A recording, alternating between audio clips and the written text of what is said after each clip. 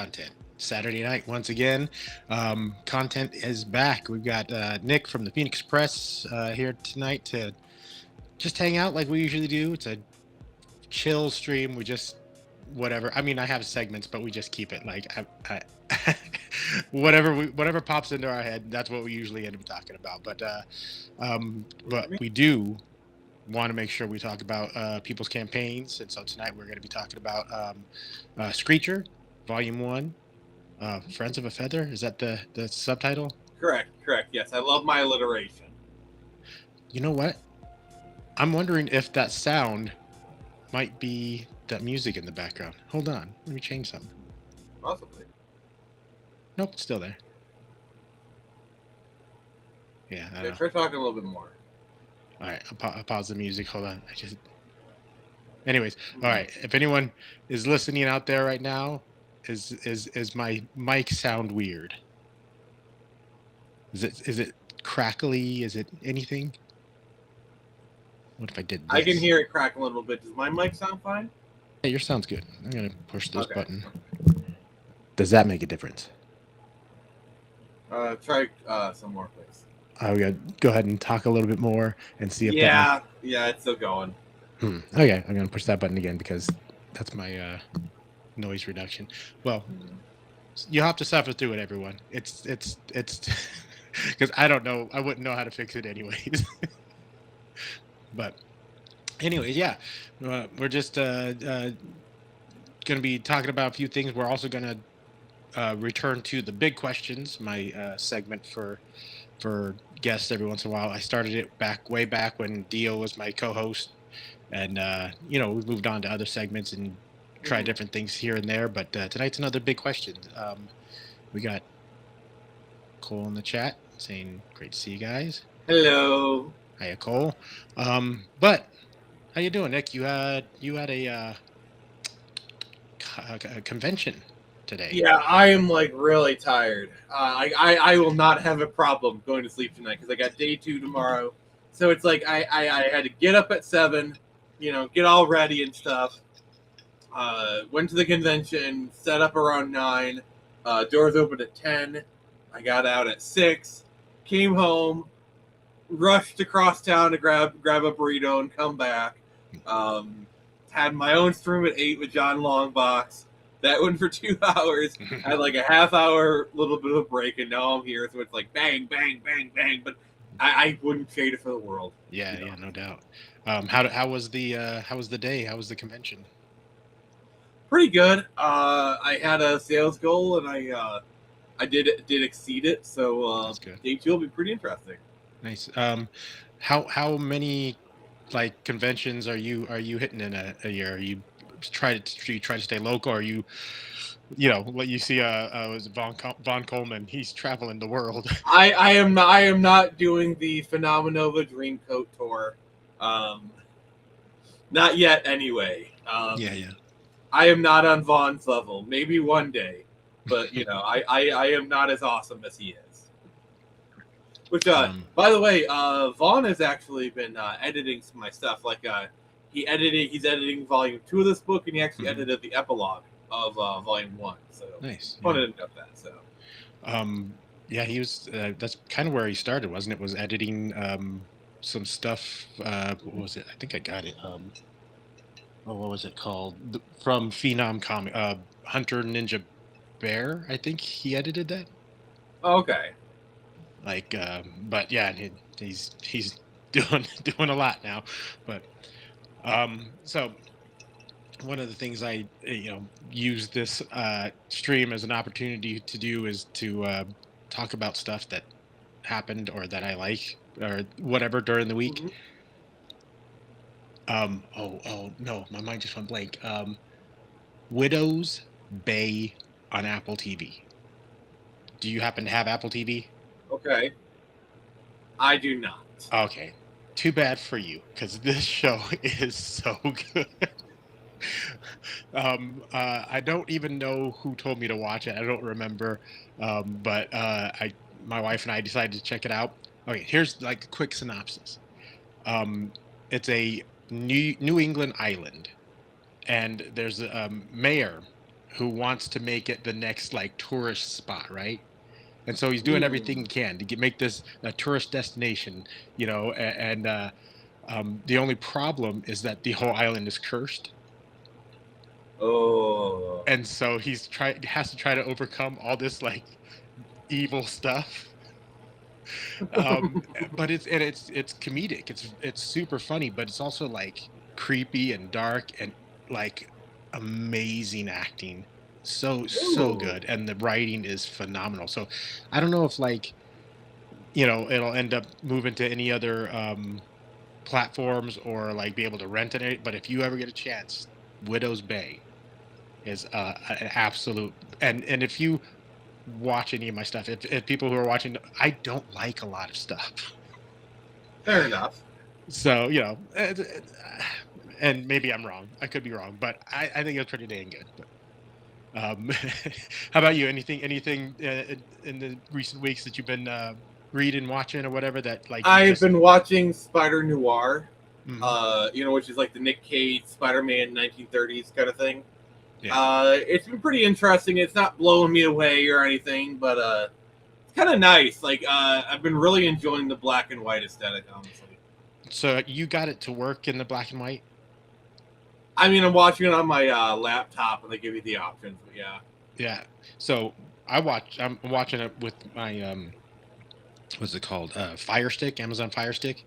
Hmm. You push the button and it'll have the little spinning wheel, which I'm assuming is supposed to kick up the option for you. Like, Yeah. doesn't work. It will not let me, and I can see it as I'm watching the color version. Like, this would look so much better in black and white. It just really Yeah, would. like I was watching on my laptop, be like, "Oh, I'll get on my bed, I'll boot it up on my PlayStation 3 or whatever," and the show would boot, but like it was only the color option, and I'm just like, "Oh, I can't do it. I can't do it." Yeah, it's I think I'm 3 episodes into it. And like you said, it's enjoyable enough, but Mm. I mean, it's better than it's better than a lot of the Marvel MCU stuff that's been out in recent history. But it's still kind of, I mean, especially after, like I said, watching that show Widow's Bay, it's like, yeah, there's a you know level of magnitude difference between these shows and the writing and stuff. Question: And have you ever seen Monarch: Legacy of Monsters? I started it. Um, I don't know if I. I've seen season one. I know. I think I'm pretty sure they dropped season two. I need to watch it. It's really freaking good. I'm sure that's Godzilla. Godzilla, yeah, thing, right? And doesn't it have Yeah, like Kurt Russell or someone in it? Who's in it? Kurt Russell and Wyatt Russell. I'm not Yeah, going to. They're in it, but I'm not going to elaborate further. yeah, yeah. So here's my issue. I I know I started watching it. I probably enjoyed it, but I only get so much time to watch TV, and it's usually with my wife, so we both have to enjoy it. And by that, what you mean is she has to Yeah, enjoy it. yeah, yeah, pretty much, yeah. um, so like, okay, not to lie, I do enjoy some of the stuff. I like, um, guilty pleasure, I guess. The Mormon wives, the what's that stupid show called? The Sinful Lives of Mormon Wives or something like that. It's I mean, trash. dude, I've got some stuff like. I mean, this will be controversial. I'll probably lose the main card for this. I enjoyed Downton Abbey. Oh no, Okay, Downton Abbey's pretty I've good. seen the entire series. I've seen like the first two films. I need to see the last one. Um, like the first film is pretty decent. Second film is, oh my god, it is a chore. And from what I hear, the third film is like really bad. Hmm. Um, Have you seen um what's the other one? The Gilded Age? no, I haven't. It's by the same people that did Downton Abbey, but it's during the Industrial Revolution. It's about like a family who's trying to build a train across the country, Hmm. and it is so good. It is so good. It's it's the same kind of drama, family drama or whatever, but the costuming, everything about it is just Oh, we got perfection. bootlegger in the chat. Oh, what's going on, Chris? How you doing? So you want to know my favorite fun fact about Mm, Downton Abbey? So Downton Abbey uses Highclere Castle. Okay. mhm. Um, do you? And so Highclere Castle was once owned by Porky, who was like best friends with the Queen of England. Okay. So if you're watching The Crown and you hear them talking about Porky, Mhm. that's a guy that owns whose seat is Highclere Castle. Okay, so like the Crown has like, I mean, best friends. They're going to name it anyway, but it's kind of like an accidental Downton Abbey reference or whatever. Nice. I don't know. It's Yeah, a fun little factoid or whatever. yeah. So like last week, was it last week? A couple weeks ago, no, last week. Cole King and I we were talking about another show that my wife and I watched together, Vampire Diaries. But those are all masterpieces compared to the Mormon Wives, because it's one of those trashy reality shows. Yeah, yeah, like It's Real Mob Wives of L.A. kind of yeah, yeah, stuff. yeah. But and it's like super messy. It's like, but like every time it's on, I'm fully engrossed in it. So yeah, it's, but like I said, there are things that like I have to find time on my own to watch. Sometimes you gotta have the TV junk food. Yeah, yeah. But like, yeah, it's things that I would like to watch. I have to make time for and kind of set aside. Mhm. Boy, I can't even think of any of them right now. But like, oh, did you ever catch that show, Raised by Wolves? No, no. I don't remember what it was on. It was a like far future sci-fi, and it was I think Ridley Scott maybe did it. Bootlegger has a good suggestion in the comments. I haven't seen it myself, Bootlegger, but yeah, I've heard it's really, really good, and I need to see it. Yeah, I was gonna check that out after finishing the one that I'm on right now. What did I say it was called? I feel like Widow's for all Bay. man, I feel like for all mankind is kind of similar to the series From the Earth to the Moon, which was like an HBO series for like the late '90s Hmm. about like the moon landing. I feel like it's kind of similar to that. I haven't seen that one either. Oh, Yeah, God, there's so much stuff you need to watch. Like I've never seen Band of Brothers. well, that's a good one. I tried to get my wife into that, but I don't know. Chicks don't really dig the war stuff. Yeah. Yeah, I don't know why. Like even Saving Private Ryan, it really is a slog for her until like the end, where it's like the emotional part comes in with whatever, but the family and stuff. But You just gotta hold out till Matt Damon shows yeah, up. yeah. But Bootlegger says they just signed up for Apple TV, so yeah, it's on there. Widow's Bay, Oh, another. Widow's Bay. Speaking of Gotta alternate watch it. history, another show that I've been really meaning to watch is Man in the High Castle. I saw the first season. I really enjoyed it. I I have this problem of never like, if there's a space of too long of a time, I'll just not get back into things. Yeah. Plus, there's also a problem a lot of these streaming shows have, where it's like it'll have a really good first season, and then it goes downhill. Like Hmm. um, Westworld has that issue. Like season one of Westworld is legit some of the greatest television ever. Like that first season is legit some of the greatest television of all time. Yeah. So if you just watch the first season and don't watch anything else. But oh wait, he says he tried Widow's Bay, but it's hard to get through the first episode. Hey, Radio Stories, how you doing, buddy? Yeah, that's us. Yeah, bootlegger. That's what I heard. Man in the High Castle was great, but it did go downhill. Yeah. Mhm. The other one that I was interested in was the one with James Franco going back in time through the closet. Oh yeah, I've seen like clips of that one. Um, as you trying to stop like the JFK assassination or Hmm. something. Like, but Yeah. I never got around. Yeah, it's there's just so many things to watch. It's it's just like my comic pile, right in front of me. It's it's not that big, but Like I Umbrella Academy. Season 1 was pretty good. Season 2 was like, eh. I yeah. tried to watch season 3 and it's just I couldn't do it. Dave Brink yelling my name. So that's how you doing, Dave? Oh, wrong one. Let's do this one. It says, I don't think they have any idea for shows once it's run past 2 seasons. Yeah, yeah, I agree actually. Um, the one that I wanted to get into and I don't know, just couldn't was the space one, The Expanse, Yeah, I've heard a lot of good things about that one. because I listened to the audiobooks and they're fantastic.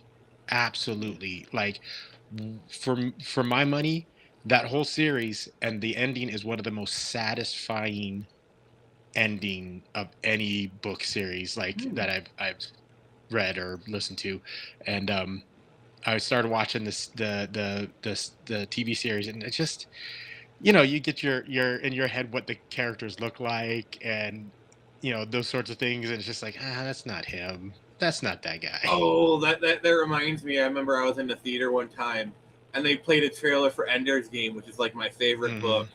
Um, and I remember they're going through it, and they showed an image of. Have you read Ender's Game, by the way? Yes.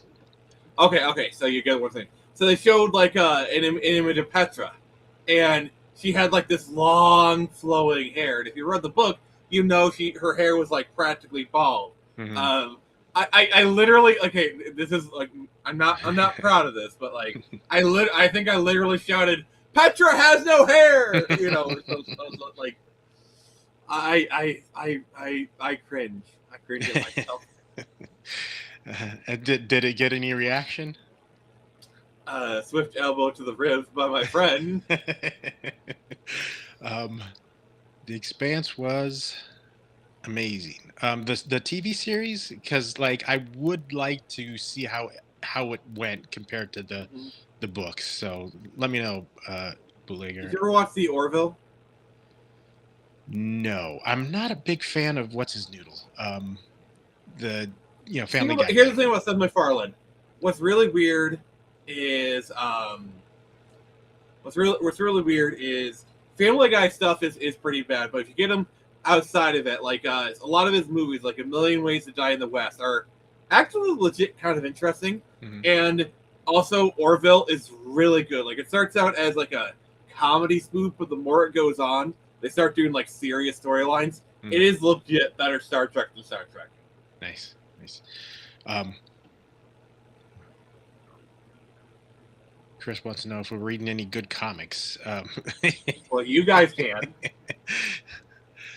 So yeah, we got some Screecher going on. Actually, you know what? How about while we're there, how about we do a quick look at your trailer? That works for me. So we're gonna watch this trailer real quick, and then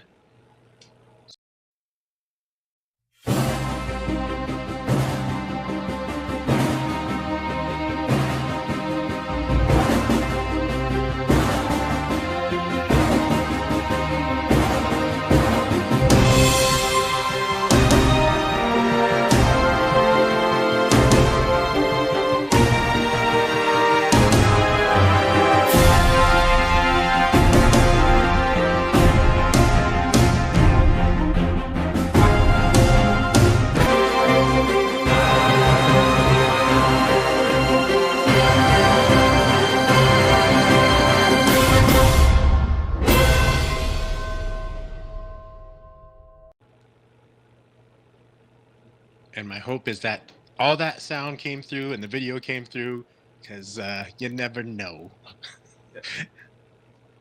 It did kind of skip a little bit, but that's no big deal. All right. What was the Bootlegger said he didn't know that The Expanse was a book series. Yeah, it's not called The Expanse. It goes by a different title. Like the whole series goes by a different title. But it's really great. Really, really good. Like I said, satisfying ending. Like, sometimes you get to the ending and you're feeling like a little, man, it could have gone this way, it could have gone that way, but this one was like perfect. Kind of reminds me of when I got to the ending of the Wheel of Time. It actually has a somewhat satisfying ending, I would say. Oh yeah, yeah. And I do agree with this. For anyone watching, don't forget to like, subscribe, share, live stream. Yeah, go ahead and do that. Yes. Before we really get into talking about Screecher, the campaign, we just saw the trailer, um, elevator pitch, and All right. and this is I try to make it so that it's like this is a real elevator pitch, not you've hit the stop button and you've trapped the executives with you on the elevator. What's your quick pitch? All right, this is what I tell people come. So, Screecher is the story of a young lady named Amy Fletcher. Comes back to her hometown of Ann Arbor, Michigan, after 7 years away. Her father been in jail for a crime he did not commit, and now, with her back against the wall and with nothing else to do, and the clock literally ticking, she becomes the winged avenger Screecher and try and clear his name. There you go. We are going to look at the campaign in a little bit, but before we get to that point, everyone, and I'd like you all to give your 2 cents too for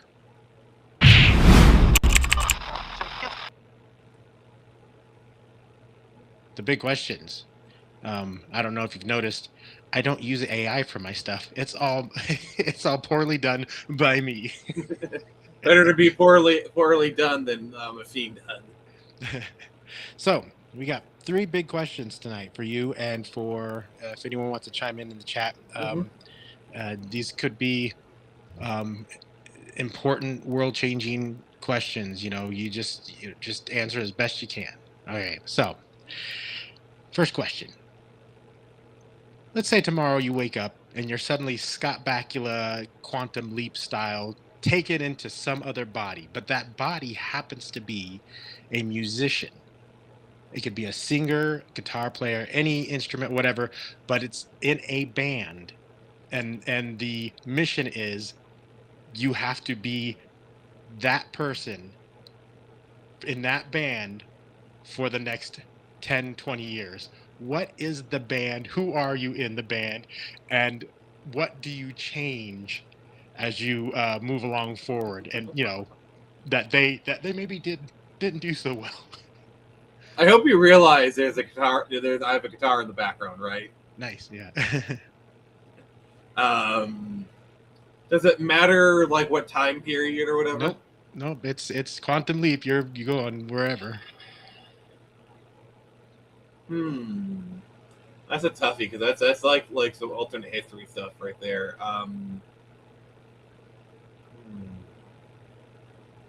Wait, we got. Did you say a character's name is Phil McCracken?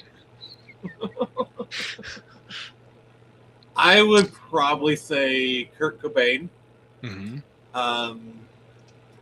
Get off the heroin. Stay the hell away from Courtney Love. And disband Nirvana and do the acoustic album with Scott Stipe that was offered to me. Scott Stipe is REM. Oh, REM. Okay, yeah, that's right. Scott Stipe offered to do acoustic album with him or whatever. Huh, interesting.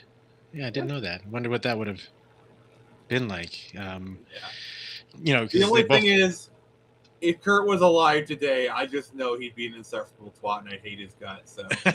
So probably best that he made love to that. I can't do it. I can't finish that sentence. Have you ever? Or I could be like Elvis and stay away from cheeseburgers. Yeah. What was the one? It was the bacon peanut butter banana. Wasn't that fried bacon peanut butter banana? Anyone in the audience have a answer to that question. I was Oh, thinking. oh, I got one. Mhm. I go into the body of Lars Ulrich, um, and I don't turn down the bass on Injustice for All. And like I advocate for treating him better, and Mm. because I guarantee you, if they had treated Jason Newsted fairly, he would still be a part of Metallica. I'm sorry, bootlegger, it was so wrong. When I came up with the question, I was like, man, I think I have an answer, but I've been thinking about it for about a couple days, and it's like, yeah, I don't know, because like, I probably say my final answer is Lars Ulrich, mhm. and the thing I do differently is treat Jason Newsted better. Yeah, like, That's but my like, final answer right there. yeah, the thought about like, would I want to be famous? Or would I shoot for like still like a workaday band? Guys who they're doing what they love, but they're not famous. They're I just aim to achieve con famous, to where like if I go to a Comic Con, everyone is mocking me, but I Mhm. step a foot outside that Comic Con, nobody knows who the hell I am. Yeah, yeah. Like going to Comic Con, oh my God, you're Nick Gibson, you're like the amazing kind of thing. Like Mhm. for example, even Stan Lee, okay, he's a little bit, but like for most like Tom McFarlane, okay, Yeah, Todd McFarlane could just walk for the most part, just walk around places and be left alone, kind of thing. And he's one of the biggest guys in comics. yeah, no doubt. Like, uh, uh, we think about the size of the comic book community, and even the biggest part of it, it's not that big. Stanley might risk of being recognized because he does all the Marvel stuff, but Mhm. people like Todd McFarlane, or even Jim Lee, like I'm sorry, Jim Lee could be standing like literally standing right there, Hmm. staring at me, and I'd be like, "Who are you?" Yeah. I He's saw on like the Mount Rushmore of comic artists. yeah, I saw a clip of him today, and it's like, yeah, I probably wouldn't recognize him. I probably, just, and that's not being like because he's Asian and they all, whatever, that kind of. But you put him at a table at like San Diego Comic Con, put Jim Lee on top of it. It's literally the longest line in the building. Yeah, no doubt. Um, Bootlegger saying that Elvis' favorite sandwich was a fool's gold loaf, a loaf of French bread, like a whole loaf, hollowed out, filled with a pound of bacon, smeared with What? peanut butter and jelly. Ugh. Nasty, nasty. Okay, so with that, I just gained 3 pounds just by hearing that. well, here's the thing. Here's the next question is very fairly closely related to that. So question number two. Um, my wife and I, she shared a TikTok video with me, and we decided to go ahead and make this TikTok recipe tonight. Um, Ruffles chips, plain, no flavor, just plain Ruffles chips. Mhm. Um, in a bowl. You melt peanut butter. You get peanut butter and you warm it up and you dump it in there. Stir that all up. Put it on top of a piece of sourdough with jelly on it. Jelly of your choice. And Oh that's what we man. tried. And as we're eating it, I'm like, this is a high person's food. This is a high person's snack. So the second question, Nick, what's the highest person snack you've ever had, whether you were high or not? Oh, that is a loaded bong of a question. Uh,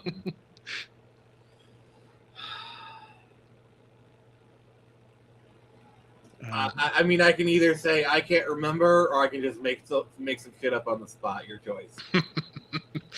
oh yeah, but I don't even think that's my highest snack. Um, so I don't. Uh, I s- I s- I did a little bit of some marijuana a few years ago. I don't like it. I do not like the I feeling of being enjoy high. it. I do it very occasionally. Like I consider myself like I'm a social smoker. Like Yeah, yeah. I haven't had it in like years, but I'm like one of those people where if it's like a puff pass kind of situation, Hmm. sure I'll take a few puffs or whatever. Or like if I'm with like a friend watching a movie and we want to pass something around, Yeah. fine. But it's very rare that I do it. Yeah, I don't know what it is about it that I don't like. It's just something just doesn't appeal to me. Like, yeah, because um uh the sativa strains, I get so paranoid. Like, Oh, ex- I guess okay. oh, there we go. So my son, um, he's never choked on anything in his life. Like, it's not a thing he's ever done. Mm-hmm. I remember freaking out so bad that he was going to be choking on food the whole night. So yeah, that's one thing. But one time, my wife and I, yeah, we got high, and I ran downstairs because we didn't have any real snacks, and I grabbed 3 giant bags of cereal that were supposedly for all the kids in the family. We had at one Oh, point we had 5 kids in this household, but and I chowed through most of those 3 bags of cereal. Like, dude. just yeah, that's part of the reason I don't like it is because I will eat everything in the house. Yeah, so like for me, it's like I do it every now and then. So like I feel it's like as long as I can keep it in that like couple times a year kind of situation, I think I'm fine. Yeah. Um, Like it's like a special occasion kind of thing. Like, oh, it's New Year's, light up on New Year's or whatever. Oh, yeah. like yeah, kind of thing, yeah. Radio Stories now says I wanted to say all Asians. Yeah, I didn't want to. I kind of did, but You um, racist. yeah. And she says I could say that because I'm Asian. Um, He's got the A pass. yeah.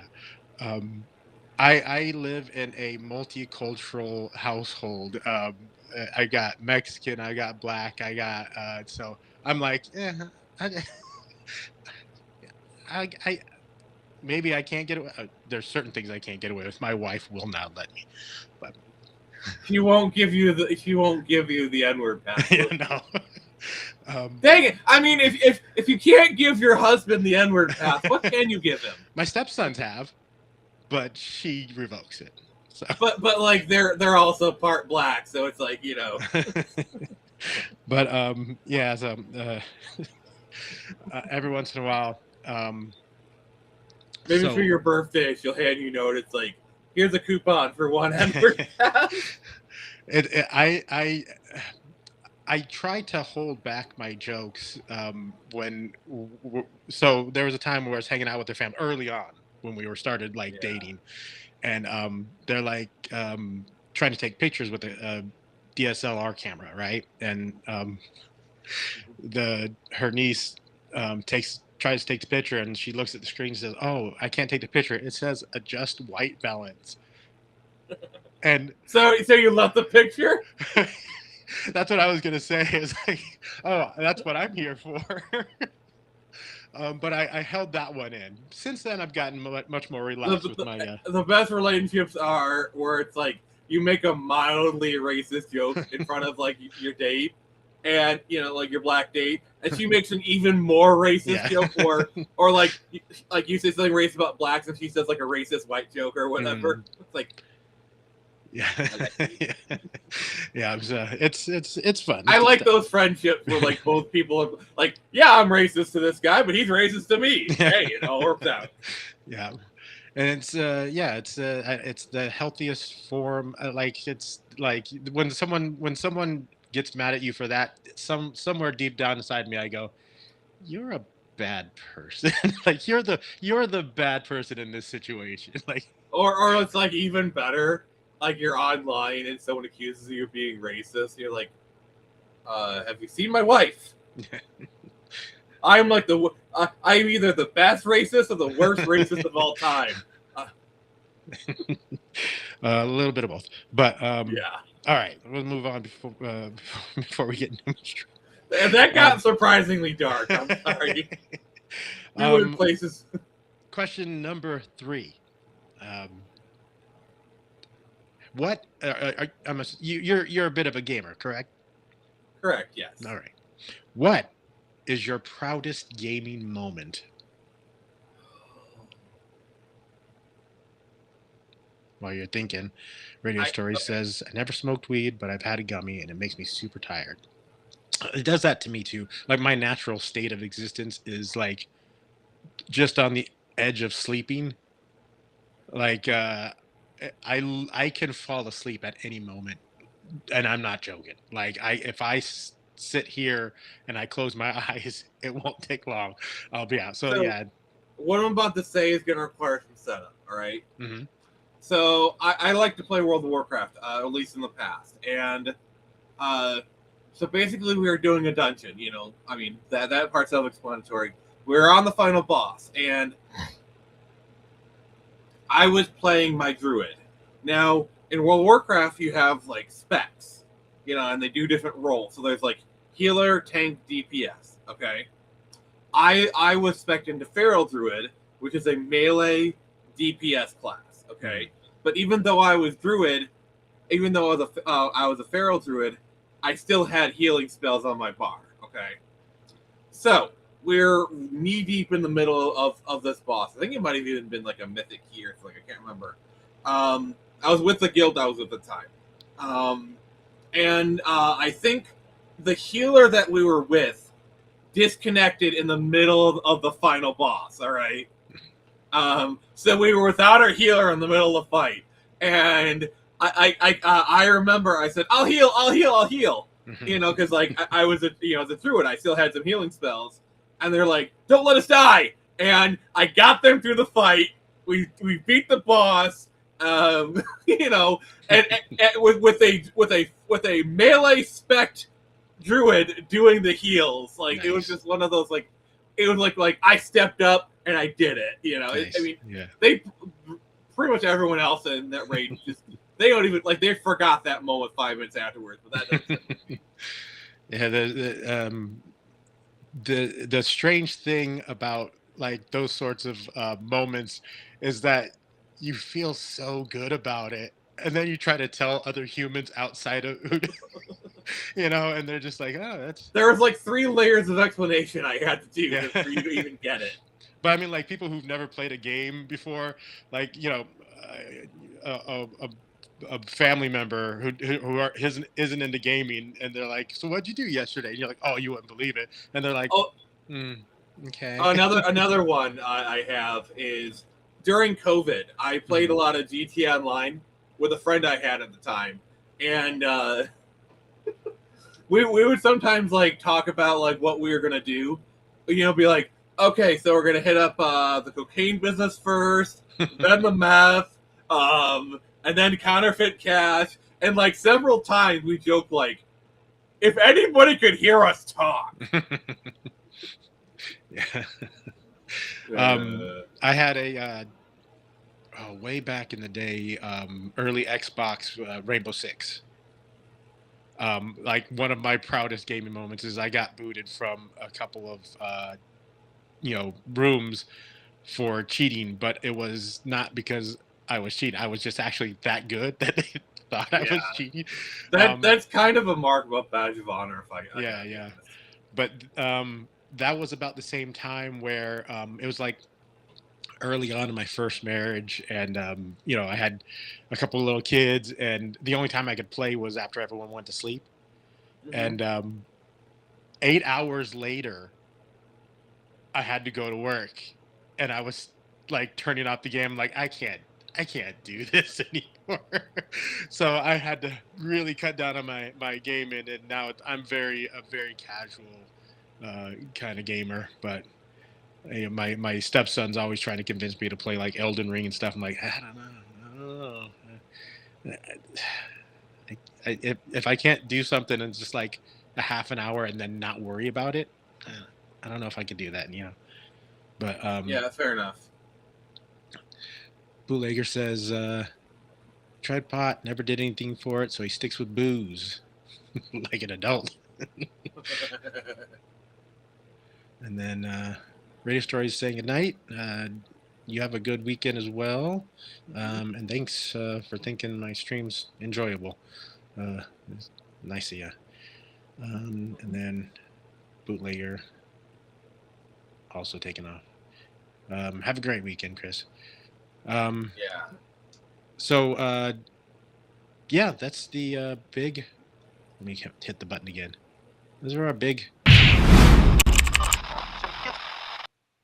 questions. Those were indeed very large questions. Yeah. Sometimes when I have that, I'm like, I'm going to do the big questions. I stress over them. Like, I'm asking my wife, do you think this is a good one? Is this a good question? She's like, yeah, it's cute. And I'm like, I don't know if I want cute. But You want freaking adorable. yeah, let's level it up, woman. But let's do a quick go through of Screecher campaign. If you wanted to share your screen and Yep, I got it pulled up already. It's been pulled up this entire time, actually. all right. So everyone who is watching now or in the future, actually, real quick, I'm gonna log out real quick so there's more screen real estate. All right. Sorry. No worries. Yeah, because it has like the back end on it, so I'd rather just. Yeah. My apologies. No worries. Yeah, I've done that a couple times. I have to back out and make sure to, like, especially since it's, trying to show the sign up information or whatever, and it's like you've already signed up. It's like, well, that sucks. But, oh no. There we go. Here we go. All right. If you are watching now or in the future, as I was saying, the link to the campaign is in the description. It's in the pinned in the chat as well. So go check it out. You're doing really well, though. Already, yeah, well on your way for what was it, about midday yesterday when you? Yeah, 6:30. So yeah, just after quitting time. Yeah, not bad. So let everyone know what you got going on, and Yep. So we're doing the trade paperback for Screecher Volume 1, which includes issues 1 through 4, as well as an additional 4-page epilogue, which includes the team of Volume 2. A little bit of a preview there. So as we're going through, kind of gives you like a catch-up stuff and shows you art from all 4 issues. And can I just say, my team is amazing. And then here we got the main cover. Mm-hmm. This one was done by Lawson Orr, who I love her as a friend dearly. She's a great collaborator. Yeah. I saw it earlier. Someone mentioned that one of your artists also did your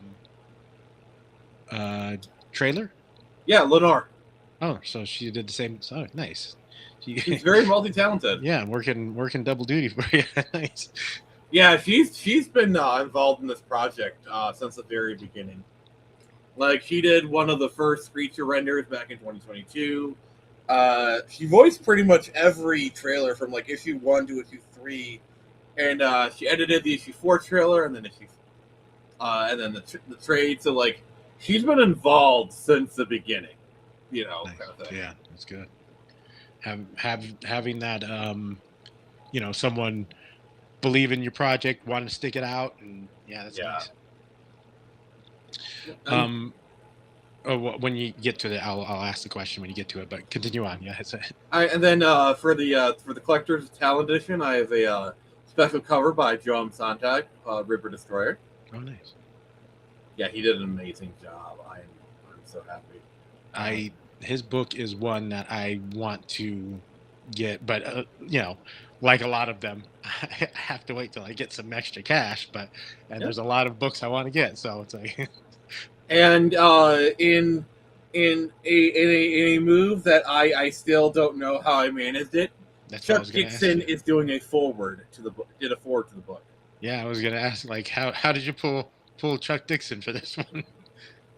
I'm just gonna give the simple answer. I asked. Nice. Yeah.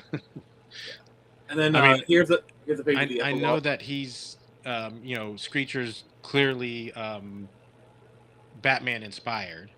Yeah, and in particular, I draw heavily from like his era Batman, his Mhm. Nightwing stories. Um, and I'm sure when he read it, like he saw the inspirations and kind of thing. So, Yeah, nice. And then yep. you, And you sorry, go ahead. oh, and then I was watching last night. You said this right here. You got a new art team coming up.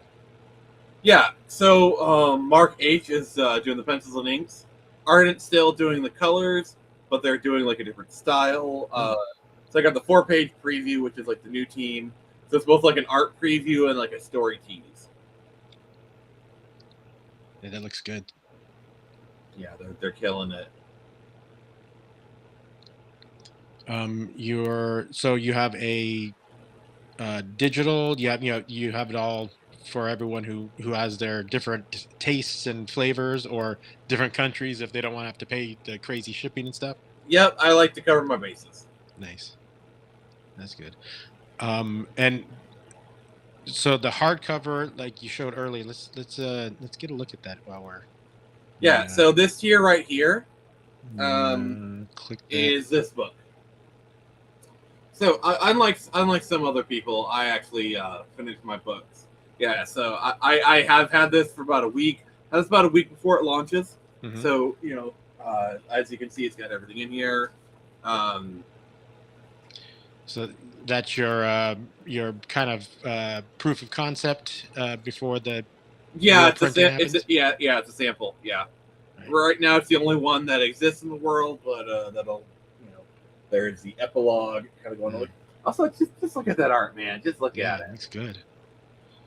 it. Um, so are you happy with it? Have you seen? Is there anything you need to change, or are you like that's good? Let's go with it.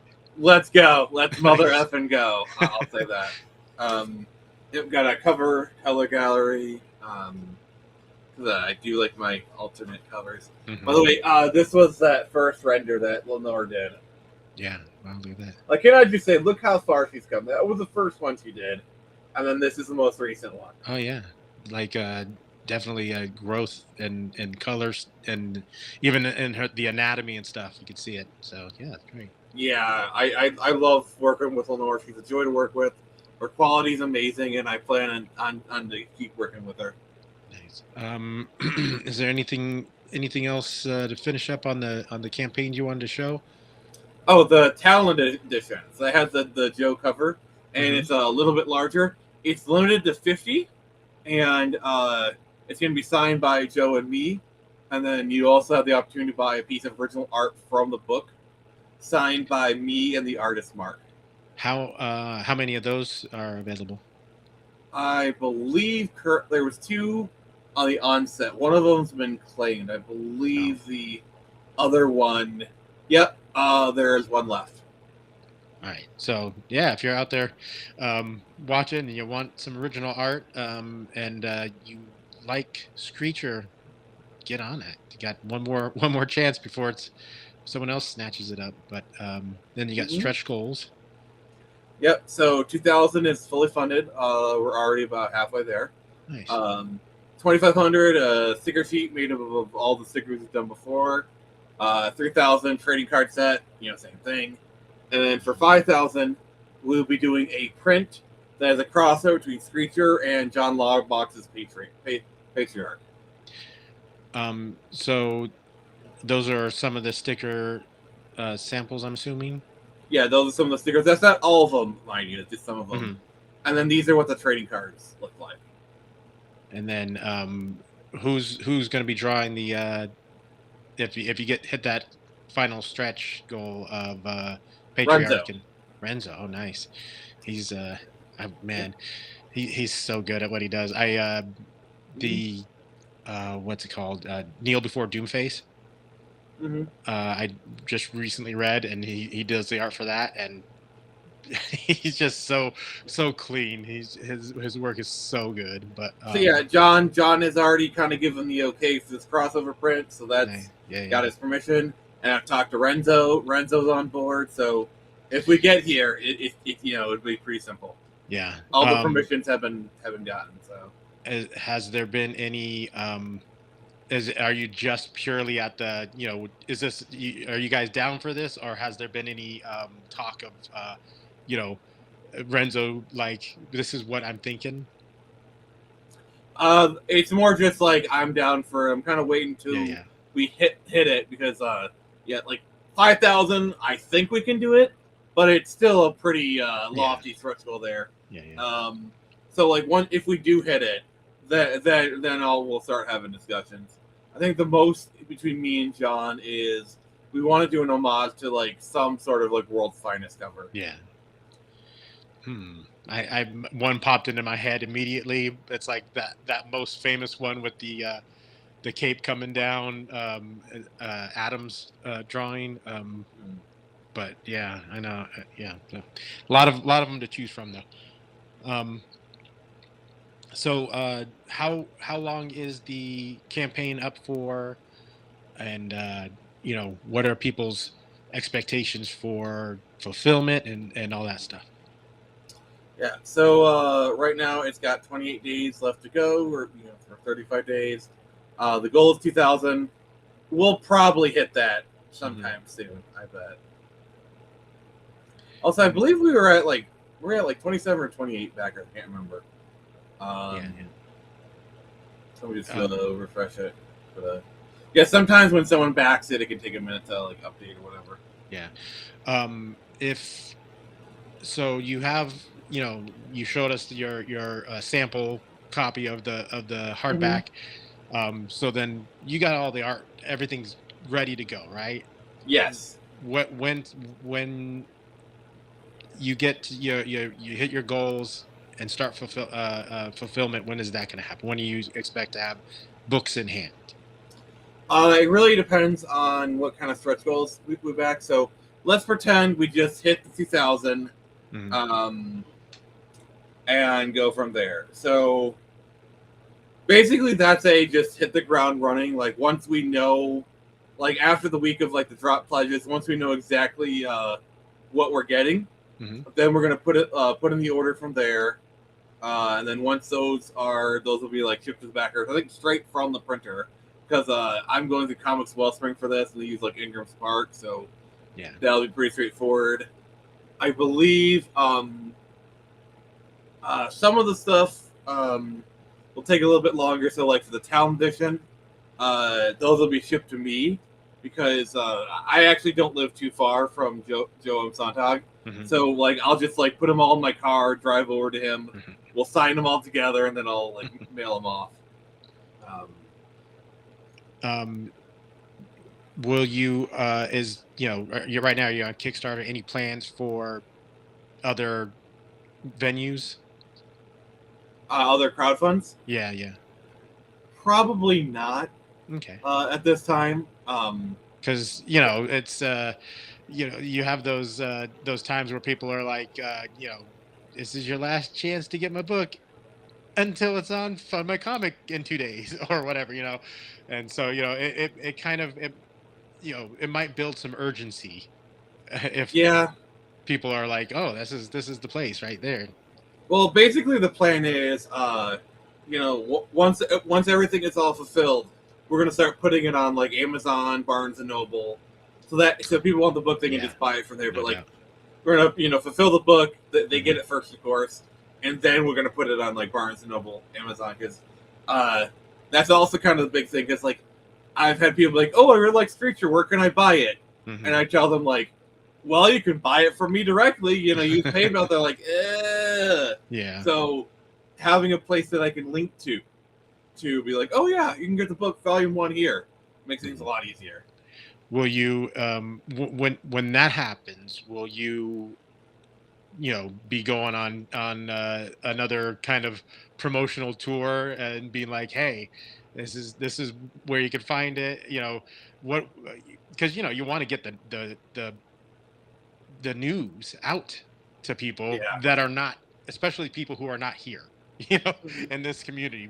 We all have our little circle of things that we all know is happening, but how do Yeah. how do you have plans to get the word out to non, uh indie comic corner that we're in, I mean, I do a lot of conventions because, like, Mhm. one of the things about these crowdfunds is I try to build up a large backstock. To like, let's say 50 people get a comic, I'll Mhm. order 100, Yeah. and then so like 50 get the comic, and I have 50 left over, and I sell those at conventions.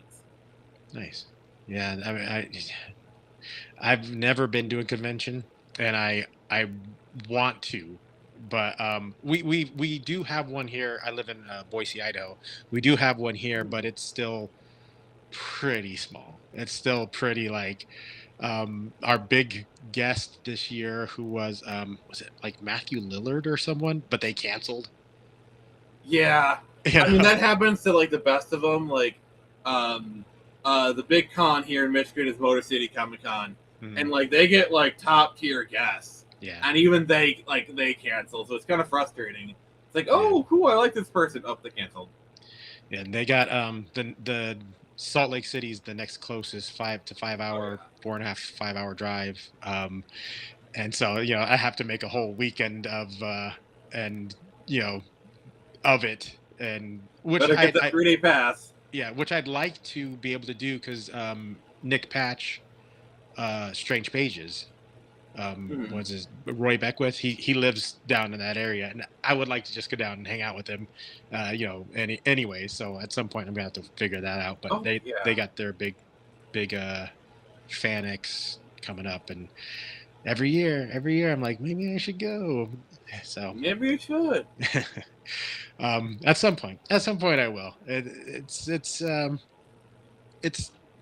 time, money, Mhm. all those things. Yeah. Yeah. Because I mean, I'm sure you do, because if you're going to if you're going to conventions to sell your book and stuff, like, you gotta book a hotel, you gotta figure out what you're I eating mean, all weekend. depending on how you do it, like I usually have like an hour radius. Oh, Um, nice. So you just So kind of keep like it anything close. more than an hour radius, and you need to get a hotel.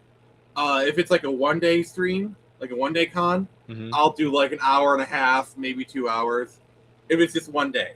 Yeah. If it's more than 1 day, then I have to go to a hotel. But I'm lucky that like I actually have like a lot of conventions. 'Cause I live in the Metro Detroit area, so there's like a Oh, bunch of yeah. cons Yeah. in Yeah. my local area. And plus, where I live, I'm like an hour away from Toledo, so I can do Toledo Con. Yeah, I get a little jealous of people who live where a lot of comic stuff happens. We got a couple of comic stores here in the valley, but like the like the community, like I go into the comic shop like every once in a while here, and everyone there is buying cards. They're doing the card stuff, and Mm-hmm. hardly anyone's buying the comics, and I feel like it's not a big scene here, so that's why I use Yeah, this, yeah, just to be able to. yeah, and like Metro Detroit actually has a really big comic scene. I think in like my, I don't know, like let's say like another hour radius, that's probably like 7 to 9 different comic shops or Mm, whatever. mhm. I mean, heck, even like I was doing a smaller event this weekend, and even just today, uh, we were doing a small comic con where I was at. This the very same day, like probably about 45 to an hour minutes away, there was like a Moose Hall Lodge comic show, like a Mhm. slightly different style of show. It was like basically like a bunch of older back issues, like Yeah, yeah, not necessarily Comic Con, but more of like a comic show, if you know, yeah. similar but different. But the fact that like, they're going on the same, like yeah, so like, it's so happening so much that like you'll have like more than one Comic Con happen on the same day. You gotta make the strategic decision at that point, like which one's Yeah. gonna buy my book. um so what do you have coming up for like other streams and stuff? Let me open my calendar here. Um, let's see here. Because so far you've done you launched on your own stream, Yeah, Friday nights, John's long box here. yeah. Have you had I'm going on John Logbox on Wednesday. Wednesday? Um, interview with Roger. I can't remember who exactly that was. Let's see here. Going on Drawn and Quarter on the 18th. Nice. Four Tales podcast on the 26th. Yeah, Mad Ruth. That one got bumped up. So, That's right. yeah, I actually think that was probably for the best. I'm going to be honest. I believe that's pretty much all I've gotten. We'll see how things go. Like once I reach my goal, I might kind of start reaching out to some more people. Yeah. Yeah. Now I remember Roger. I know who that is. Yeah. Four Tails is it's weird how like we were saying earlier, like we're in a small niche like corner of the indie comic scene, right? Mm-hmm. But even within that, like I just heard of Four Tails like a week and a half ago. Yeah. Like it's still there's still new stuff popping up all the time. It's like, And the thing is, like we talk about even our indie comic book, you go to convention. That is like the indie, like the online world doesn't even exist at conventions. Mm-hmm. You know, like all the drama or whatever. I mean, it might just be the shows I go to, but nobody's heard of Eric July, like all the Ethan or whatever. Like they don't even like what? He's that one guy who did Green Lantern. Okay, I mean, I know like some bigger shows will get like a few of the bigger people, and there'll be some drama or whatever. But I'm not at that level yet, so I can't speak to it. Yeah, can't wait till you get to the point where there's massive amounts of people just talking shit about everyone. Like, I mean, I'm okay I with wouldn't that, say I wouldn't say massive, but I have reached the point where people are talking shit about me. I'm not going to go into details, but yeah. But so yeah, I mean, if you're watching now, watching here in the near future, get on Screecher, get on the Kickstarter, back, check out the art, check out the story, like and share it. If you haven't backed yet, back it. If you have backed it, share it out. Yeah. So let me ask you, Crenshaw, if you were to grab a tier, which one were you thinking about? I would probably shoot for digital because I'm a poor boy at this moment in my life. I mean, it's a backing is a backing, so I'm not going to complain.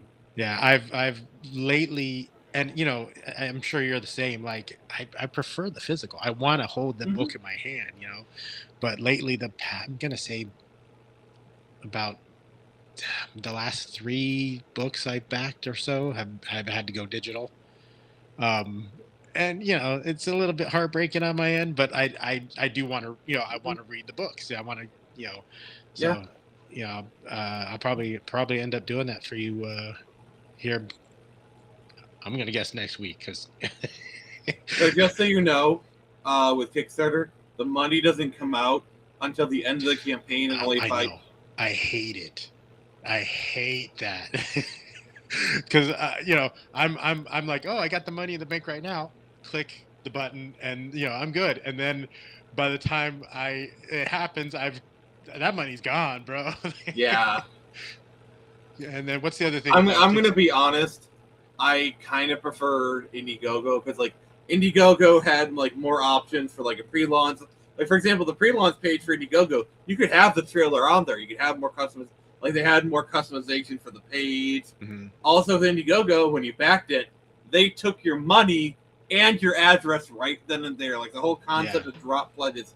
Like I loved it when Kickstarter was like, "Hey, would you like, or would you prefer it if we don't collect shipping and handling on the onset and do it later?" I was like, "Bitch, are you serious? You already have that. Like, you want another point of failure? Like, do you want it to be like, okay, they collected the money at the, and then like 3 weeks later we're ready to ship, and then like half the people don't have the money for their shipping or whatever. It's like, bitch, are you serious? Yeah, that's you already that's have a problem with like, I hate that week after because you have to like chase people down, and that's even it. Like that's even if you're lucky if it's like a name we recognize. So when you can like DM be like, hey, could you please, you got to drop pledge or whatever, and it's always awkward, and they get defensive sometimes, and they're rude, it's like yeah.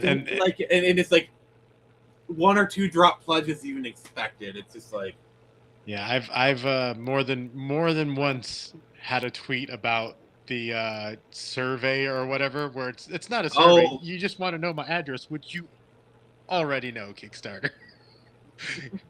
Like you got it. You can figure it out, Kickstarter. Don't worry about it. But yeah, I just wish like either you put your address in the Kickstarter, because I think they're like they're to be like, oh, what if the Kickstarter happens and you're not shipping until a year later and their address changes? Like, yeah, well, but I mean, I've done that. I've changed my address because I've moved since backing some things on Indiegogo. I just changed it's in the system on Indiegogo. They already got it, like, yeah, because like I said, I want these books. I'm not doing it for just, like, I'm making sure, except yeah, for the Kickstarter thing where it's like, I'm just, I'm sometimes I don't see the email come through. I'm not checking your website every day to make sure yeah. yeah. So yeah. Anyways, that's me complaining about Like the loan there are things. people who they love my books, they buy my stuff. Like sometimes they're like, "Hey, did you hear the Kickstarter?" Like, "Oh, I didn't," or and they back it Hmm. right away. Yeah, So yeah, it's not like they didn't want to back it; they just weren't aware or yeah. whatever. Partial life, partial Kickstarter. Yeah. So all right, yeah.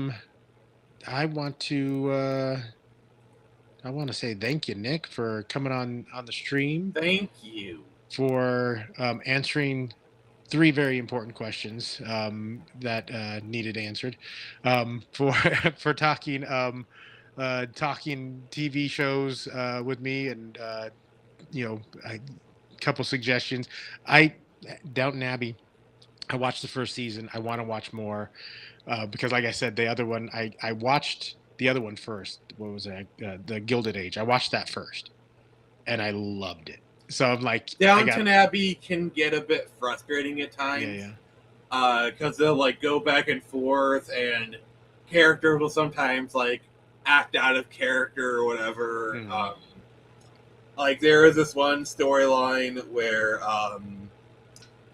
one of the maids got assaulted by somebody, and she just wouldn't tell her husband because her husband's a former criminal, and like Hmm. it's like, oh, you're gonna murder him or whatever, and Yeah. like and so she started distancing herself from him, and Mhm. it's like, what have I done? It's like he thought like he was losing her or whatever, Yeah, yeah. and like and then when she did tell him because he kind of like found out himself forced the issue, it's like uh there's like this weird old school Christian morality where it's like your suffering has made you most holy in my Hmm. eyes. Like I'm gonna chalk that up to be like that's just old school religion that I don't get.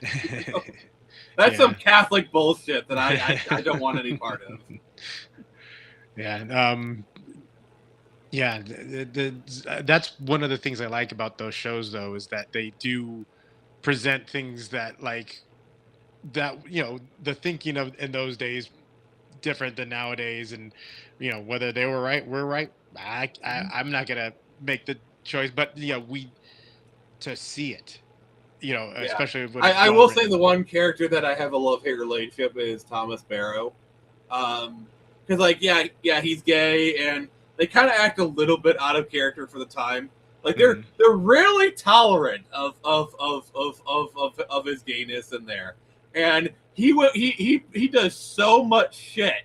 Like, oh god, there's this one moment where he's about to get sacked, so he kidnaps Lord Grantham's dog, and then they're looking for it, and he stages that he finds it so he can keep his like but at the other time, like there's moments where like he actually cares. Hmm. Like there's like the one baby that's like um the wife, like the daughter of like Sybil or whatever, who dies of influenza, and like he's getting mistreated, and like he looks out for whatever. Like, Yeah.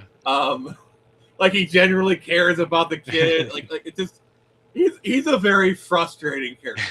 Like he is a proper bastard, and and his character is written very badly at times, but at the same time, he's also written very well. Yeah. It's just like, Yeah, that's what's it called? Multifaceted character. That's how you yeah, know it's like some solid writing. It's not just one note. But yeah, so yeah. but yeah, we're gonna yeah, I still, I keep saying I'm gonna come up with some sort of little end video like my intro, and I haven't gotten around to it. So and it annoys me to just hit the end button and it just goes blink, whatever. But but we're Here, gonna I'll give you an end video. Beep beep beep beep beep beep.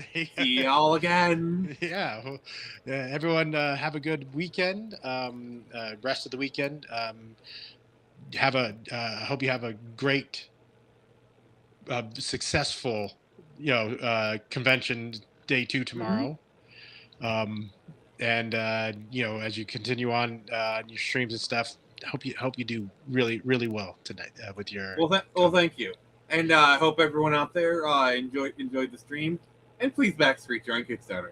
There you go. All right, have a good night, everyone. Oh wait, next week, um Levi Skeen and JD Gunther of Galaxy Memorial Park will be my guests. I think Cool. for the third time. I know JD's been on a couple times, but anyways, yeah. So make sure you tune in. Then we're gonna be doing a kind of a 3-in-1 of my other topics: movies, music, and comics. So yeah. Anyways, tune in and have a good weekend, everyone. Thanks again.